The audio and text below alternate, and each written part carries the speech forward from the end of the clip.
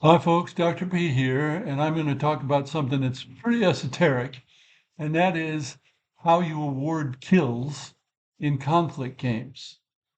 Now, I'm thinking particularly of World of Warships. In World of Warships, you get credit in your experience points and so forth if you get a lot of kills. You get a achievement, which is called the Kraken Unleashed medal, if you get 5 kills in a game where normally there's 15 enemy ships. Now, this is the case where the last damage gets the kill.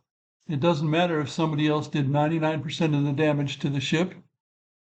The one who hits it last and it sinks gets the kill. I've always thought this was wrong. It was not fair. It should be whoever does the most damage. However, there are some effects that are desirable. For example, last damage encourages players to finish off ships, which is best for the team usually because you want to finish ships off so they can no longer do damage rather than shoot at somebody who's not so damaged and have both those ships shooting at you instead of just one of them.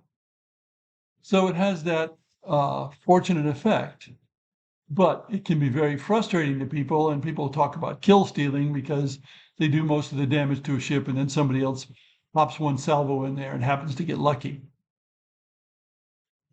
Now, to turn to board games, for example, in the game China, the Middle Kingdom, which is a derivative of Britannia, but covers 2,000 years of Chinese history, points are given for eliminating a previous dynasty. In other words, getting the little nations that are surviving off the board.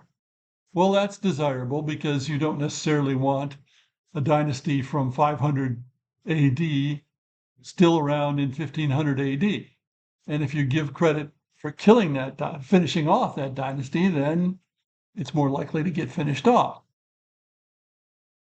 There's some games that give points for eliminating any enemy unit, but most that do give such points only do it for specific enemy units or specific situations like finishing off the last of a dynasty.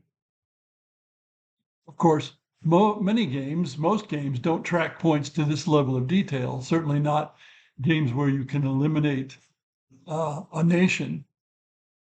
And so it's not practical to give points for finishing off that last army or settlement of a nation. Although you could find other ways to award players for doing that, give them some additional capability or give them an extra army. Now, where does that get us? Well, it's another, as I said, a rather esoteric thing. If you're designing a game that considers points for eliminating enemy units, you might think about what I've just said. Thanks for listening.